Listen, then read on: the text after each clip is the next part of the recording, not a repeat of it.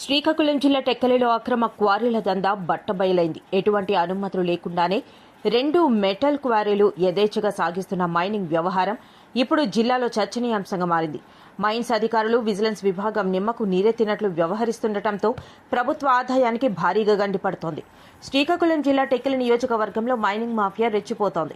నిబంధనల ప్రకారం మైనింగ్ జరగాల్సిన చోట ఇక్కడ మాత్రం అనుమతులే లేని క్వారీలు రాజ్యమేలుతున్నాయి. గత కొంతకాలంగా ఎటువంటి పర్మిట్లు లేకుండానే 2 మెటల్ క్వారీల్లో భారీ ఎత్తున తవ్వకాలు సాగిస్తున్నారు. కొండలను పిండి చేస్తూ రోడ్డు మెటల్ చిప్స్ రూపంలో అక్రమంగా తరలిస్తూ కాసుల వర్షం కురిపించుకుంటున్నారు.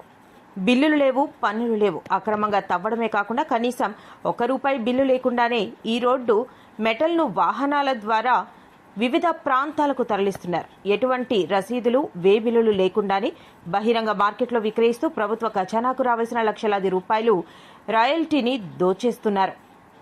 ఇంత భారీ ఎత్తున అక్రమ త్రవ్వకాలు జరుగుతున్నా మైనింగ్ శాఖ ఏడీ మరియు ఇతర సిబ్బంది ఎందుకు మౌనంగా ఉంటున్నారని స్థానికులు ప్రశ్నిస్తున్నారు. అధికారుల కళ్ల ముందే ఈ దోపిడీ జరుగుతున్నా తమకేమీ తెలియనట్లు నటిస్తున్నారన్న విమర్శలు వెల్లువెత్తుతున్నాయి. అటు విజిలెన్స్ అధికారులు సైతం ఇటువైపు కన్నెత్తి చూడకపోవడంపై ప్రజలు ఆవేదన వ్యక్తం చేస్తున్నారు. అధికారుల అండదండలతోనే ఈ అక్రమ క్వారీలు నడుస్తున్నాయా అన్న అనుమానాలు వ్యక్తమవుతున్నాయి.